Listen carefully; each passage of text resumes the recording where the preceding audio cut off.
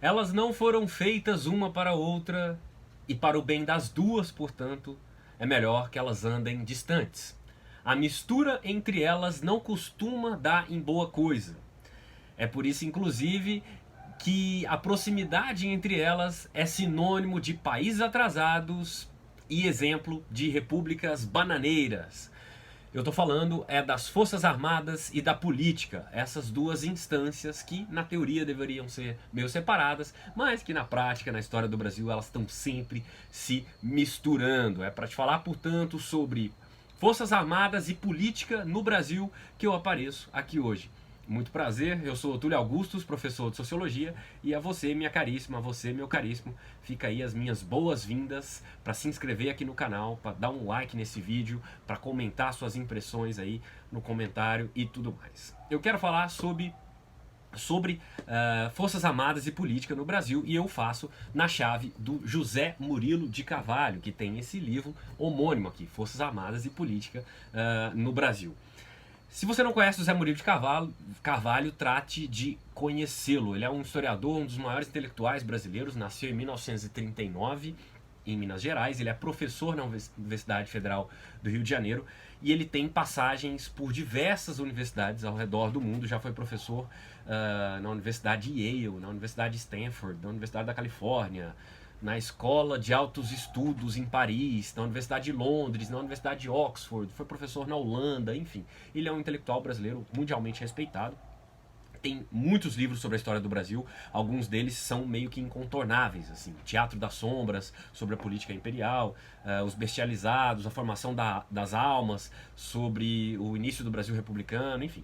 Ele é mundialmente reconhecido e ele é inclusive um dos únicos dois historiadores imortais, isso é, membro da Academia Brasileira de Letras. E ele escreveu esse livro aqui, magistral, tratando sobre esse assunto. É um livro já antigo, foi publicado inicialmente em 2005, mas que foi reeditado em 2019, porque essa questão está mais atual do que nunca, né? Desde a ascensão à presidência da República de um ex-capitão do Exército, a questão das Forças Armadas ocupando a política se tornou muito presente, né? No governo Bolsonaro tem-se mais de 3 mil membros ativos das Forças Armadas ocupando cargos no governo, uma coisa que é inédita nas democracias no mundo, que não existiu nem mesmo na nossa ditadura militar, que era um governo essencialmente militar, né?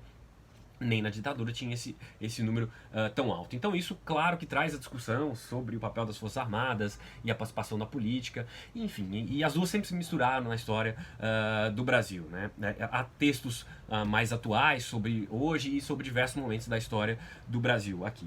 Ele, claro, chama a atenção para que há uma diferença muito grande entre os militares que deram o golpe lá em 64 e que se mantiveram no poder por 21 anos e os militares de hoje, por mais que talvez o alto oficialato de hoje tenha sido formado antes da redemocratização, há uma diferença muito grande na composição dos quadros, né, e na formação do Exército, das Forças Armadas em geral, tanto em termos de doutrina, quanto em termos de formação moral, intelectual, enfim, sobre a formação ideológica também que eles recebem nas academias, tudo mais, é um tanto distinta. O Zé Murilo chama a atenção por uma pesquisa muito curiosa, feita entre 1998 e 2004, se eu não me engano, na Escola Naval de Guerra, entrevistando todos os alunos que passaram por lá nesse período, e essa pesquisa chega a resultados impressionantes.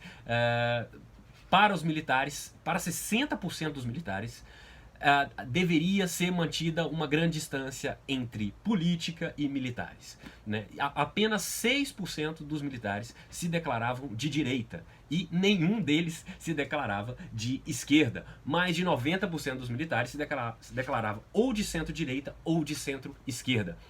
É claro que se essa pesquisa fosse feita hoje, dadas as mudanças aí na tentativa de cooptação de uma direita, um avanço de uma extrema-direita, é claro que isso seria muito diferente, os resultados seriam outros. O Zé Murilo, o tempo todo, ele está mostrando uma composição das Forças Armadas, e ele faz isso na chave de um sociólogo americano, que é o Goffman, que tem a ideia, que é o pai do interacionismo simbólico e tudo mais, e o Goffman tem a ideia de instituições totais, que são aquelas instituições que, exatamente por preencherem várias esferas da vida, elas têm uma preponderância maior sobre os indivíduos, elas têm um papel muito maior na formação da identidade dos indivíduos. E o exército, claro, tem que ser compreendido dessa maneira.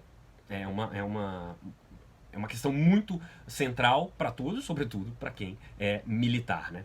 E ele chama atenção para que esse fenômeno das Forças Armadas como alheias à questão da política é algo típico das democracias ocidentais, né? Das democracias liberais em geral, mas sobretudo das democracias liberais existentes aqui no Ocidente. O Brasil está passando por um momento um pouco diferente, uma certa mudança nesses quadros, mas essa realidade ainda se mantém.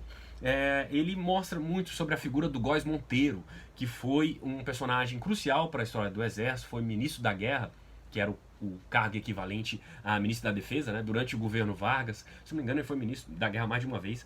E ele era o defensor, acabou sendo o defensor dessa ideia de um exército falante, de um exército que atuava nas questões nacionais, contrariando inclusive a própria formação dele, porque ele, Góes Monteiro, que acabou sendo candidato à presidência da República, ele estava por trás ali do golpe de 37 do Estado Novo, ele acabou nomeando os irmãos dele para interventores em Alagoas, enfim, ele sempre atuou muito na política, encerrou carreira como membro como ministro no Superior Tribunal Militar. Ele foi o defensor dessa ideia de um exército falante, contrariando a formação dele, que havia sido feito na França, lembrando que a França defendia a doutrina do grande mudo, né? Mudo no sentido de calado mesmo, que o exército deveria ser o grande mudo, não se meter em questões políticas. A França em geral, a estrutura do exército francês foi muito preponderante na formação de toda a estrutura do exército brasileiro durante um tempo, né? Tanto na aquisição de blindados, de equipamentos em geral, que muitas vezes era sucata da Segunda Guerra da França, e na composição dos quadros em geral. O Marechal Castelo Branco, que foi o primeiro presidente do Brasil na ditadura militar, ele também teve a formação na França. Muitos dos oficiais da época eram formados na França e então, portanto, submetidos a essas influências. Mas é a partir do Góes Monteiro que essa ideia do exército como um poder moderador vai sendo forjada, né? Tem gente aí tentando reinventar isso com uma interpretação muito torta do artigo 142 da Constituição cidadã, Constituição de 88, querendo colocar o exército como essa força moderadora, mas enfim, é outro papo. E essa era uma questão tão importante que em todas as nossas constituições, 5 das nossas constituições tratam sobre o papel das Forças Armadas e a distância que elas deveriam guardar da política. Só não tratam disso a Constituição de 1824 e a Constituição de 1937, que são as nossas únicas 2 constituições outorgadas, impostas, né? Mas mesmo a Constituição ali do Estado Novo, a de 37,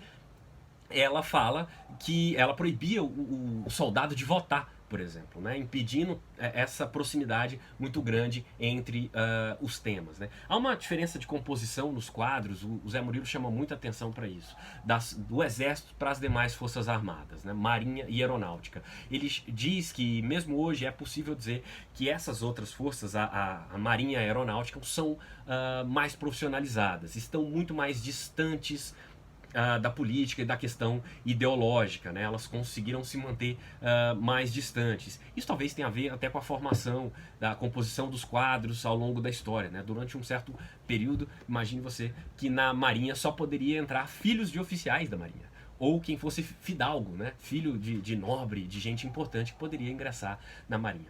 Ele chama atenção para um divórcio que está muito presente em alguns momentos da história brasileira, um divórcio existente entre o exército e a sociedade civil, né? Entre a elite civil. Talvez forçado, porque em alguns momentos os nobres, as pessoas que tinham grana, com renda acima de 100 mil réis, elas eram obrigadas a servir na Guarda Nacional e não no Exército. E o Exército foi sendo ocupado por pessoas vindos de estratos mais populares, e isso acabou gerando no Exército uma certa rejeição à elite civil. Isso estava presente desde o golpe republicano lá, Marechal Deodoro, aquela turma toda em 1889, que põe fim à monarquia. E esteve presente em muitos momentos da história brasileira. Isso dá origem ao tenentismo, que é fundamental para entender a história do Brasil, para entender a ascensão do Vargas com a Revolução de 30, o episódio dos 18 do Forte de Copacabana, da presidência do Arthur Bernardes, né, o estado de sítio ali. Todas essas questões estão por trás desse divórcio entre o exército e a elite civil, né, que contrariando aquela noção do soldado cidadão, né? Que era aquela do grande mudo, que o soldado deveria manter-se em silêncio. Há excelentes textos aqui sobre o Juarez Távora, que foi um político fundamental para o século XX brasileiro, sobre o Euclides da Cunha, que foi militar também, Euclides da Cunha, que é um dos maiores escritores brasileiros de todos os tempos, autor do célebre Os Sertões, né, e que foi mandado para cobrir a Guerra de Canudos. Os Sertões é um relato da Guerra de Canudos. Ele foi mandado como repórter do estado de São Paulo para cobrir a Guerra de Canudos, exatamente porque ele tinha uma experiência militar, né? E a Guerra de Canudos, que é um dos episódios mais infames, mais vergonhosos da história brasileira e do Exército, né? Porque o Exército vai lá e trucida, mata mais de 25 mil brasileiros simplesmente porque eles estavam erguendo uma cidade no meio do sertão baiano, né?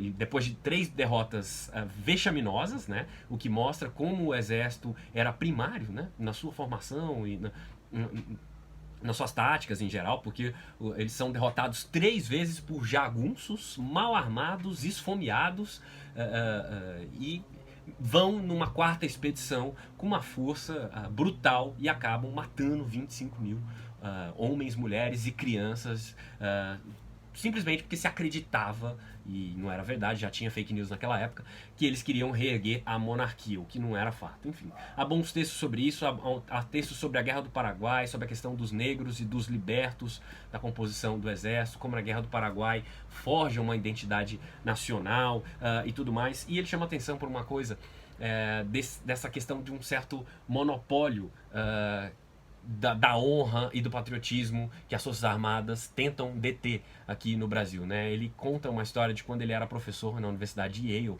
e aquela coisa fim de semestre, cheio de uma feira lá que tinha estandes de várias grandes empresas tentando arrebanhar jovens formandos, jovens doutores e mestres, stands do Google, da IBM e tudo mais, de dezenas de empresas, e tinha também o stand do Exército, da Marinha, e ele vê os panfletos lá e em nenhum momento fala em patriotismo, só fala, olha, venha para o Exército, você vai ganhar bom salário, vai desenvolver tal projeto e não sei o que, perspectiva de carreira. Ele conversa com o coronel e fala, olha, por que vocês não falam em patriotismo? O coronel dá uma resposta que é excelente, olha, patriotismo e honradez, eles devem ser exercidos em qualquer função, seja no exército ou não. Então, portanto, a gente nem tem que falar disso. E é uma coisa completamente diferente da ideia que se tem aqui no Brasil, né? Todas as questões relativas às Forças Armadas estão sempre apelando ao patriotismo, a essa honra, como se eles detivessem um monopólio disso. Isso é curioso, é uma chave interessante para a gente pensar as perspectivas culturais diferentes entre Brasil e Estados Unidos, por exemplo. Mas enfim, há uma série de outros grandes insights aqui nesse livro, não deixe de lê-lo. Se você gostou desse vídeo, deixe um like aqui, deixe seus comentários aqui, se inscreva no canal. Fico por aqui, um abraço, até a próxima.